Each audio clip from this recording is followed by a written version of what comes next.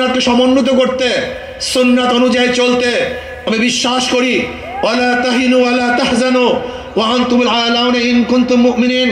যদি আমাদের ঈমান মজবুত হয়, যদি ঈমানকে শক্তিশালী করতে পারি, তাহলে এমন আওয়াজ দেব আল্লাহু আকবরের ধ্বনিতে, যেরকম রাজা গৌর গমদের তখ্ত তাউস ধ্বংস হয়ে গেছে, আমরা যদি আল্লাহু আকবরের ধ্বনি দিতে পারি, ঈমানের সাথে আল্লাহু আকবরের ধ্বনি উচ্চারণ করতে পারি, তাহলে বর্তমান ফ্যাসিস্টদের সমস্ত তখ্ত তাউস ভেঙে চুরমার হয়ে যাবে ইনশাআল্লাহ। এই জন্য যুব আন্দোলনকে বলবো, খবরদার, জিকির ও ফিকির, জবানে জিকির থাকতে হবে, ব্রেনের মধ্যে ফিকির থাকতে হবে, কলমের মধ্যে শুকুর থাকতে হবে, অঙ্গ প্রত্যঙ্গে সবর থাকতে হবে। মনে রাখবেন, রুহানিয়াত ও জিহাদের সমন্বিত প্রয়াস। রুহানিয়াতকে বাদ দিয়ে কোনো জিহাদ আমরা চাই না। রুহানিয়াতকে বাদ দিয়ে জিহাদ করবেন, এটা জিহাদ হবে না, সন্ত্রাস হবে। কি হবে? সন্ত্রাস হবে। যেই জিহাদের সাথে রুহানিয়াত নেই, ওই জিহাদ জিহাদ না, বরং সন্ত্রাসবাদ হবে।